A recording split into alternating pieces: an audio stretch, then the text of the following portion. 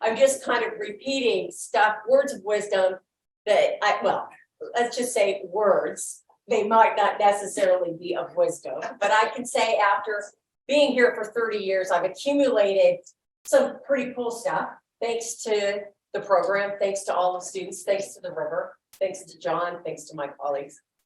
And I do have to say, knowledge matters. Knowledge is important, but as you get older, you realize the difference between knowledge and wisdom.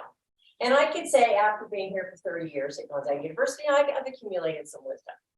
I'd like to just acknowledge a couple people. This is my husband, Mr. Jeff Hastings. Support. And sometimes I put him in the basement on the stretch machine. And my very best friend, Andrew McKenzie, helped make the MH at a certain decade in time. Andrew McKenzie and I were able to do a lot of things thanks to our colleagues and supervision at the time. And we got to do some really fantastic things and travel. And she's got some accumulated wisdom for this program too. So thanks, Amber, for coming. Thanks for being here. Okay. Love you. Thank you. I love you. Okay, number one. I hear, I forget. I see, I remember, I do, I understand. Number two, do as I say, not as I do. And number three, don't be a hypocrite. And number four,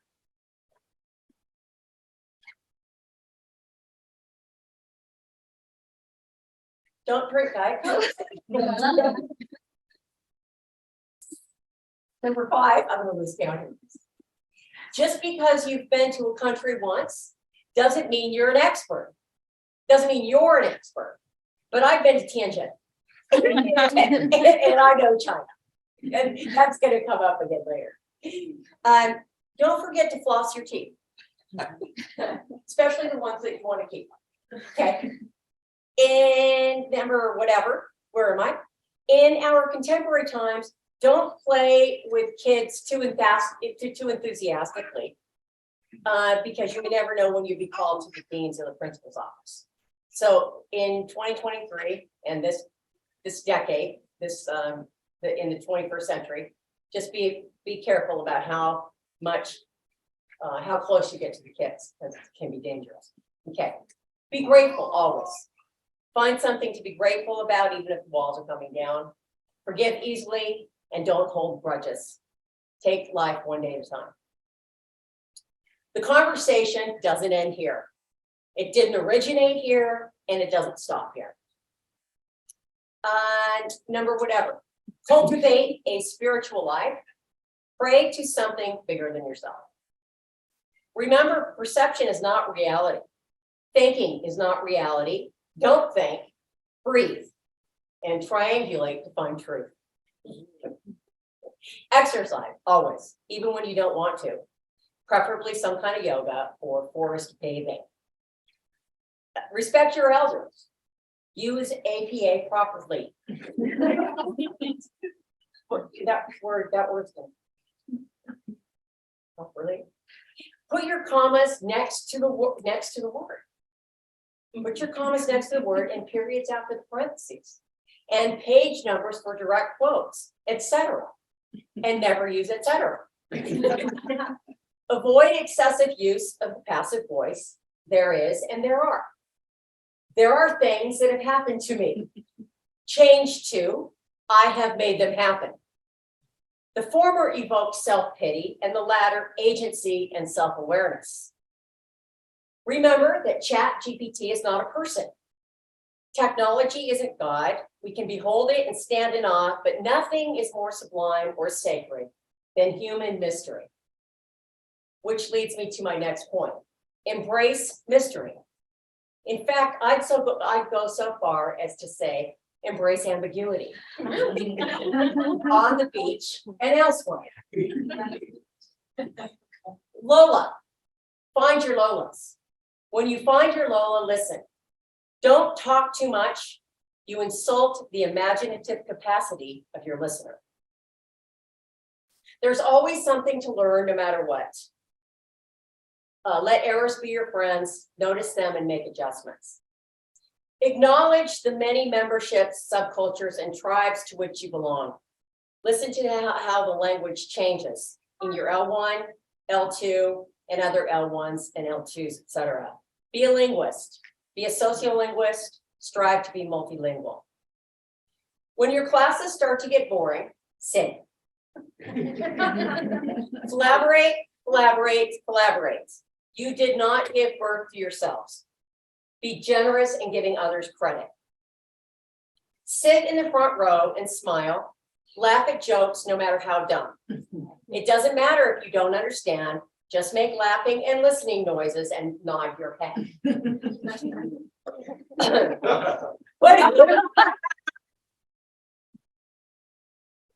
One of the last things my mom said to me before she died was, I wouldn't have sweated the small stuff so much.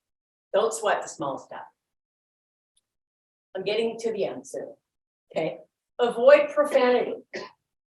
Don't swear. Oh, don't use words like nice when you write. You can say nice if it sounds like Joey from Friends. Nice. No, I'm a hypocrite there too. I always say nice in the papers, but I don't want you to use nice. Don't use the word proper. Just don't use it. Verses. Master. Delivery. We don't deliver, we teach. Especially don't use the word peace as in the ESL peace. Diversity isn't a piece. Social justice isn't a piece. Language isn't a piece. ESL is not a piece, and the ELC isn't a piece. It's inseparable from the whole. It's with the whole. It's not something to manage, control, compartmentalize, fix, alienate, or in some cases, annihilate. Okay, so I'm going to go a little subtext code here. Okay, this is for people maybe in the know. If you want to ask me later, feel free. But whenever I think about troublemakers on college campuses who need annihilating, I think at the end of a Joni Mitchell song called Tax Free. And there's a guy who sounds kind of like Colonel in the Iraq War named Schwarzenegger. And it's this loud, booming voice, and it says, I think we should turn the United States Marine loose on that little island, South Florida, and stop that problem. And the problem was Cuba, and the problem is a fear of communism. And so it was, I mean, I'm going to get back to peace here, but if you see things like this as a piece, our job is to fix it and without trying to understand it. And in some cases, things here at Gonzaga have been annihilated. Here are some words, though, that you can use most of the time. Shit, piss, motherfucker, fugu, damn bitch. We don't care. I don't care if you use those words. I just don't want you to use proper delivery, master, and verses. Or nice. You're right. In the 1970s, there were these really goofy burlap hangings that people would put in their house. And the most precious to me in my house growing up in the 1970s was the most lost day of all is the day in which we do not laugh. And my parents have that on their tombstone because it was so important to our family. It's kind of goofy, but you got to laugh. You got to laugh with people and you got to laugh at yourselves. If you're a man, avoid mansplaining, manspreading, manhandling, and manipulating in any culture and any language. Always use a pencil when you read student papers. The eraser comes in handy if you're grading while hangry.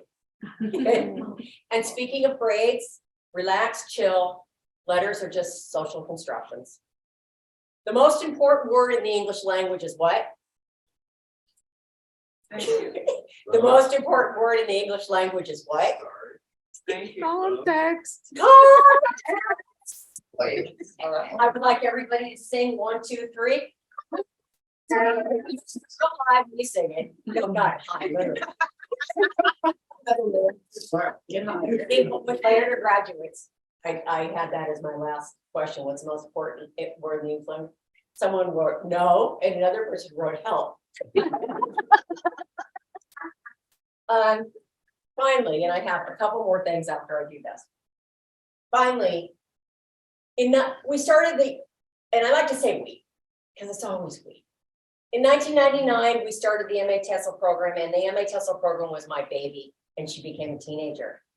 The apron strings were eventually turned over to the formidable and indefatigable Hunta, Dr. James Hunta.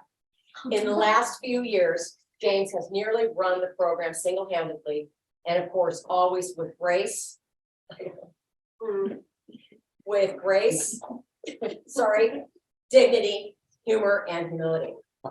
Always putting his colleagues and his students first. And now 4 of us are leaving the island and James stands alone. I would like to give Dr. James Hunter a token of my appreciation. And he knows what this is. Oh, yes, I do. This is a bottle of Chianti. And we know it's Chianti from a real classic Chianti because it has this rooster. So What color Amber, is the rooster? Amber and I, what'd you say? What color is the rooster? The rooster's black. And Amber and I used to have a lot of fun talking about this rooster.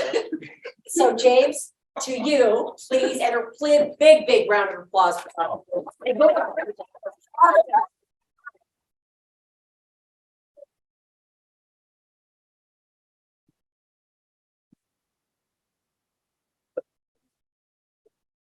All right, I just have a couple more things to say, and then I'm done. But before I am completely forgotten and left behind in the river, the legacy that must be left is this. And although James and I may come at it differently, our program principles and philosophies are, of course, compatible and complementary. With that said, I have a reminder for you. And this is what you need to constantly tell James Hunter. Even though he knows this, sometimes he needs to be reminded. At the heart of our program is linguistic and cultural theory practice built on the foundation of critical ethnographic exploration. If we abandon emic and etic pursuit, insight, reflection, and research, then we abandon the original goals and invention of the MA TESOL program.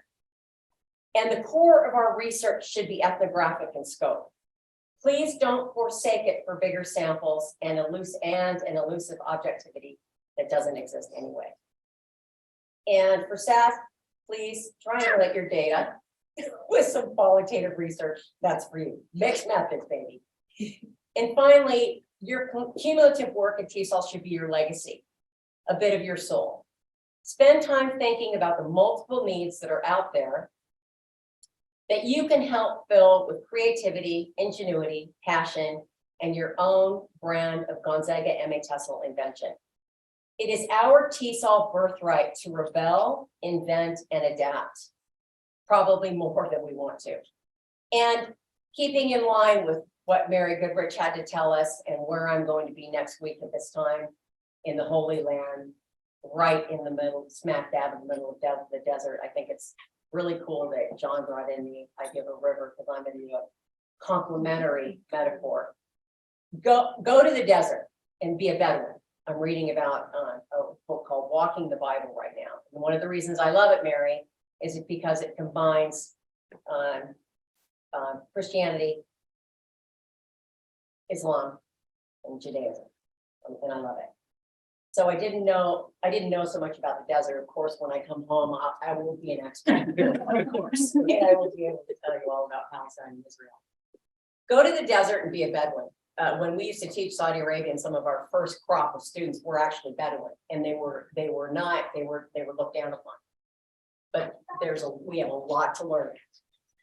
The act of reconnecting with the past, I was starting to realize, is largely what I was undergoing on my trip to the desert as well. This is from a guy named Bruce Feller, the guy who wrote Walking the Bible. I was wriggling free from the firm grip of modern life and inching towards something else, something more instinctive and untaught. I was breaking away from modes of thought I had used since I was a teenager: reason, skepticism, logic, learning, and moving towards modes of relating to the world, emotion, intuition, and trust that I probably hadn't relied on so much since I was a child. In doing so, I felt myself slide further away from the rigid, controlled person I was at the beginning of this process. I was less of an upright wooden chair, to use the local vernacular, and more of a rollout carpet. I was conforming to the land. Not the-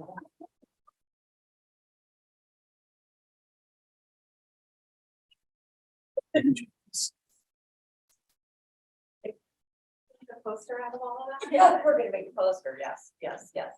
I will put these in. I will, yeah, get all the response. Yes, Poster art. yes. Yeah, you know, yeah. Get on that right away.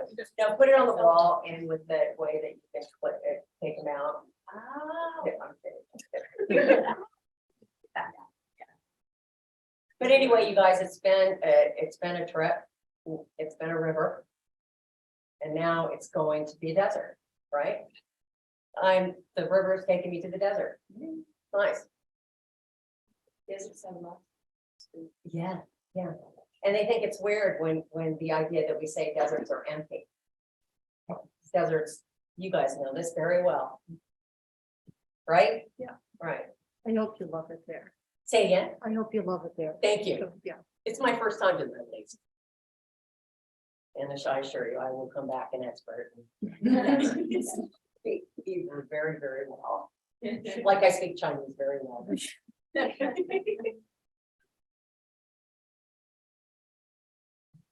If you're done, Yeah. something Yeah. to you, Okay, Mary Jeannot. okay.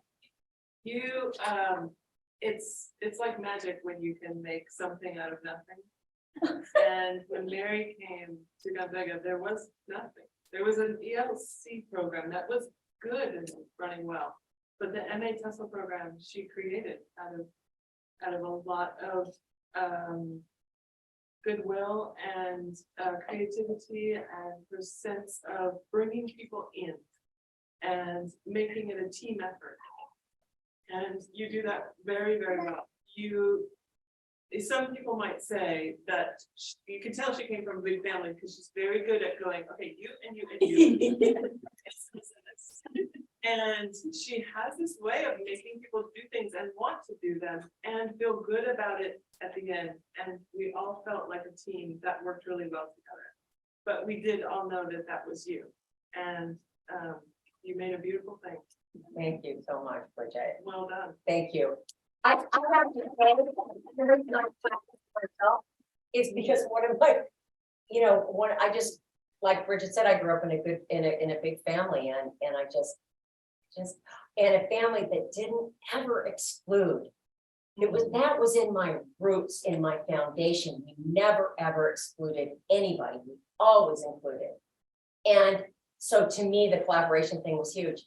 But I have to say, there was something about the alignment of the stars, because we had, without exaggeration, probably the best lineup of ESL teachers in the United States. And two of them are sitting right here before us.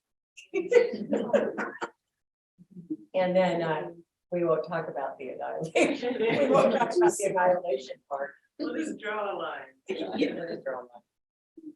So it's really good to see you. I don't know some of you, but I'm sorry that I won't be able to teach you, but I might come back as a tutor or something like that. Thanks, guys. So go forth, as I say, and spread the love and invention.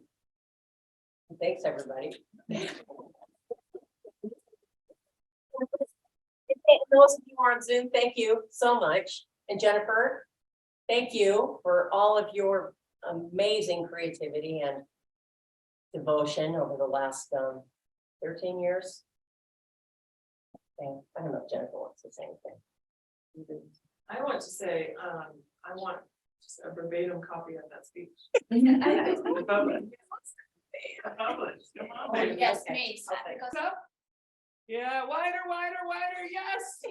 Yes. We are embracing ambiguity. So let's Yes. see the embrace. Embrace. Embrace.